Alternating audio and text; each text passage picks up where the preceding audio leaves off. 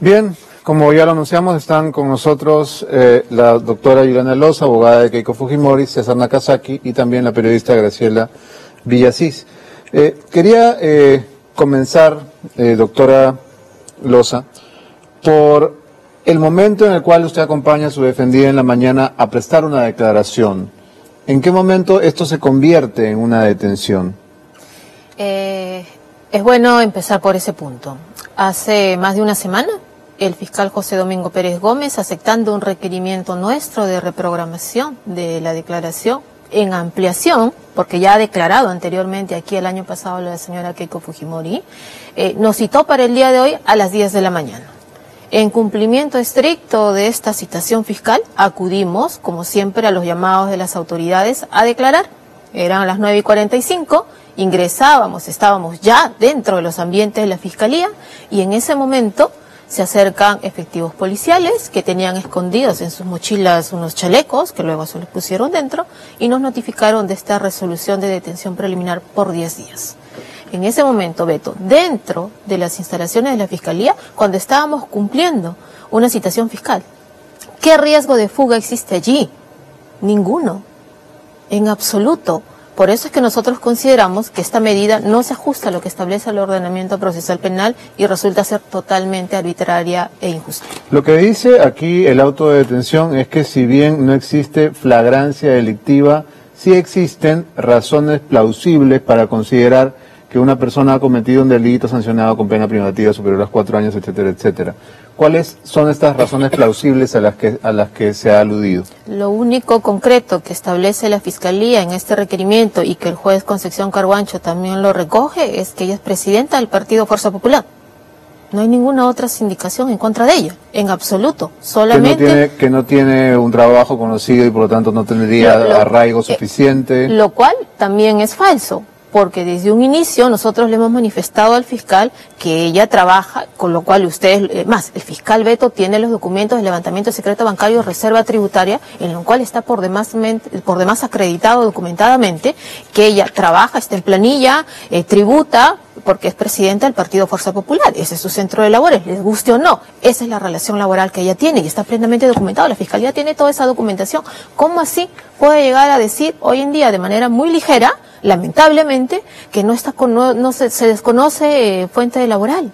Si ellos tienen un incidente voluminoso toda esta documentación.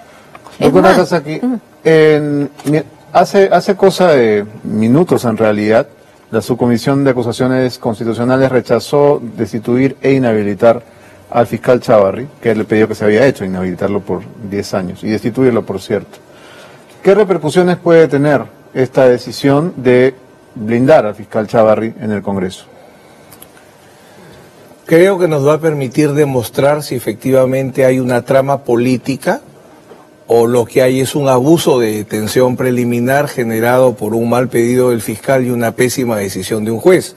Y va a depender de lo siguiente: si es verdad que el fiscal de la Nación ha sido blindado, entonces su fiscal provincial no debería formalizar investigación preparatoria y no debería hacer un requerimiento de prisión preventiva. Si el fiscal actúa por su lado, entonces ese famoso blindaje no existía. Y es concretamente un problema de una metodología que utiliza el fiscal y fundamentalmente el juez Concepción, que ya el Tribunal Constitucional en el caso del expresidente Humala ha dicho que es inconstitucional. Una muestra de la independencia que tiene cada representante del Ministerio Público, es decir, Chávarri no estaría, ¿no es cierto?, capturado por el fujimorismo porque José Domingo Pérez ha podido tomar esta decisión contraria a este. ¿Qué opina de eso? José Domingo Pérez es absolutamente independiente. El mismo día que Chávarri lo designaba, en televisión le hacía una crítica que nunca he visto que un fiscal provincial le haga a un fiscal de la Nación. Como la que hizo el fiscal de la Nación al presidente. Efectivamente.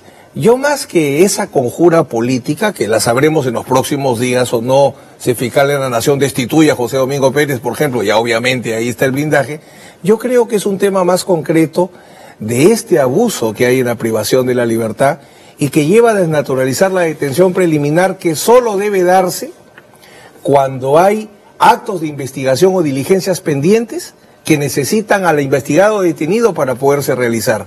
Y en una investigación preliminar que tiene casi 3 años, que tiene decenas, centenares de diligencias, no hay una sola explicación para que no 20 personas tengan que ser detenidas cuando lo que correspondía era, si el fiscal tiene un caso armado, pasar a un proceso penal y ahí discutir un requerimiento de prisión si así corresponde. Quería preguntarle a Graciela Villasís, jefa de la Unidad de Investigación del Comercio, ¿qué de todo lo que hay en este auto de detención consideras tú que es un elemento nuevo a la investigación que ya conoces mejor que nadie desde hace mucho tiempo, porque el Comercio ha seguido este caso de manera muy disciplinada, digamos? ¿Qué es lo que cambió? ¿Cuál fue el elemento que hizo que las autoridades decían, ahora sí hay que detenerla? ¿Cuál es ese elemento que produce este golpe de timón?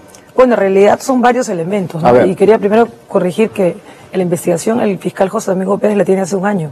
Hace 3 años en realidad otros fiscales, pero él asume hace un año. Entonces lo que él hizo fue prácticamente llamar a todos los supuestos aportantes que figuraban en las planillas, ¿no? Y ellos han señalado que no entregaron dinero. Luego, por ejemplo, otro hecho que es importante, que es el actual tesorero de Fuerza Popular y además personero legal, este señor, nosotros hicimos un reportaje de seguimiento a ese señor, Luis Mejía, viaja antes que el fiscal José Domingo Pérez, por ejemplo, se vaya a la ciudad de Tarapoto, viaja días antes y lo tenemos registrado en hoteles a convencer a cada testigo, ¿no? que no había dado dinero, a decir, firma esos documentos, ¿no? Diciendo que tú sí has entregado. Entonces ellos hacen interceptaciones telefónicas para ver un poco este tipo de manejo, ¿no? de compra de supuestos aportantes. Yo entiendo que ha sido un trabajo bastante riguroso que ha hecho el fiscal y además, obviamente, las declaraciones que se han producido en Brasil, ¿no? La de Marcelo Odebrecht en noviembre, que es quien dice que efectivamente esta anotación de aumentar a Keiko 500, ¿no? 500, él dice que eso se trataba de un aporte adicional al que ya habían dado y que Barata podía dar los detalles. Barata efectivamente 3 meses después da estos detalles, ¿no? Y además entrevistan a Luis Mameri. Luis Mameri es el jefe o el líder empresarial de América Latina, el segundo en jerarquía de Odebrecht, y él dice que efectivamente Barata le pidió dinero y que ellos se comunicaban a través de correos encriptados, el sistema Fox. Eso lo dijeron en su momento. Y además también entrevistan a Migliaccio, que era este señor tesorero de la División de Operaciones Estructuradas y que recuerda haber entregado 3 millones a pedido del señor Marcelo para Humala y 1 millón para la señora Keiko Fujimori. Lo nuevo, que yo entiendo que aún no está ahí en ese documento, pero que está ya en la carpeta, es lo que hemos presentado hace unos días en el Comercio, que es un correo electrónico, que es el primer documento que llega de Brasil al Perú, en el que figura lo que ellos señalaron, ¿no? Tanto el señor Barata como el señor Mameri. ¿Podrías glosarlo, por favor? ¿Te lo puedo pasar? Sí, no, si podrías leerlo. Bueno. Sí, en realidad está encriptado, ¿no? Por ejemplo, dice perdóname, acá empezamos, de 0025, que en este momento es, de 0021 @Fox, que es el correo de Jorge Barata y que lo dijo meses antes, sí, dirigido a 0046 @Fox, que es el señor Luis Mameri, su jefe en América Latina, con copia a U0046, que es el señor Ubirasi Santos. Ubirasi Santos es la persona que tenía que hacer un poco la liquidación y ver de qué país sacaba los sobornos, ¿no? Entonces acá lo que le dice es campaña nacional. La doctora recordará que en el interrogatorio se habló sobre campaña nacional y lo que le pide preciso es su aprobación para el siguiente programa, ¿no? El codiname es la campaña nacional 3, valor 4 millones, ¿no? Y dice, de ese valor 3 millones no serán dispensados de Perú.